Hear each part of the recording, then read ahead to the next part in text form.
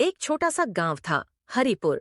वहां बूढ़ा किसान भोला अपने बेटे और बहुओं के साथ रहता था।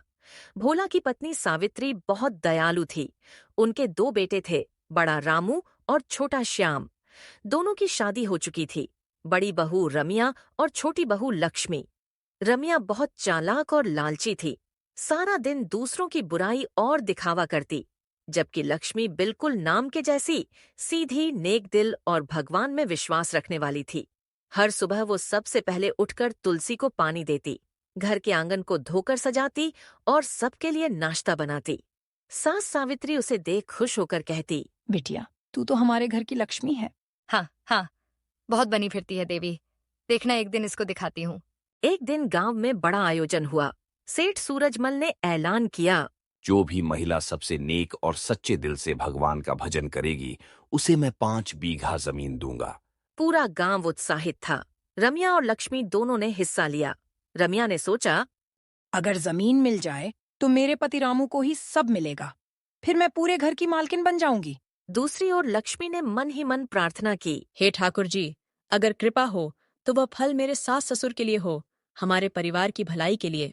प्रतियोगिता वाले दिन लक्ष्मी का भजन सबके दिल में उतर गया। भगवान के नाम में ऐसी सच्चाई थी कि सुनने वालों की आंखें नम हो गईं। सेठ सूरजमल ने उसी समय कहा, इस गांव की सच्ची भक्त यही बहू है। जमीन का हक इसी को है। सब तालियां बजाने लगे, लेकिन रमिया का चेहरा लाल हो गया। ये सब नाटक है, इसने जरूर कोई जादू किया होगा। उस रात रमिया और उसकी सहेली कलावती ने चाल चली। कल रात हम इसके कमरे में कुछ रख देंगे और सुबह सासू माँ को दिखाकर कहेंगे कि ये टोना करती है। रात के सन्नाटे में दोनों ने जाकर लक्ष्मी के कमरे में नींबू मिर्च और राख का डिब्बा रख दिया। सुबह सावित्री जब कमरे में गई तो वह सब देखकर चौंक गई। रमिया दौड़ती हुई बोली, देखा अम्मा, मैंने कहा था ना, ये तंत्र करती है। इसी के कारण मुझे जमीन नहीं मिली। अरे बहू, तूने हमारे घर का नाम डुबो दिया। निकल जा यहाँ से। लक्ष्मी हाथ जोड़कर रोती रही।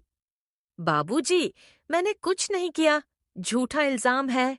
पर किसी ने उसकी एक न सुनी। उसे घर से निकाल दिया गया। लक्ष्मी जंगल की तरफ चली गई। आगे चलते चलते उसे एक मंदिर मिला।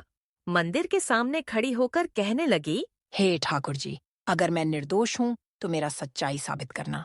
उसी समय मंदिर से आवाज आती है, एक साधु बाबा की।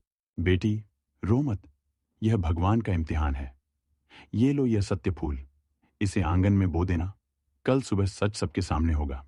लक्ष्मी वापस गांव लौटी। सब लोग चकित रह गए। रमिया ने ताना मारा, अरे ये तो भागकर वापस आ गई, अब कौन सा नाटक करेगी। लक्ष्मी शांत होकर बोली, बस एक विनती है, मुझे आंगन में यह फूल बोने दीजिए। अगर मैं झूठी हूँ तो यह नहीं खिलेगा। सास ससुर ने हाँ कर दी। सुबह जब सूरज निकला, पूरा आंगन सुनहरी रोशनी से चमक उठा। जहां फूल लगाया था वहां से सुनहरी फूल उग आई थी, जिस पर छोटे छोटे सोने जैसे फूल खिले थे। भोला की आंखें भर आईं। बेटी, हमें माफ कर दे, हमने तुझ पर विश्वास नहीं किया। उधर रमिया डर के मारे कांपने लगी।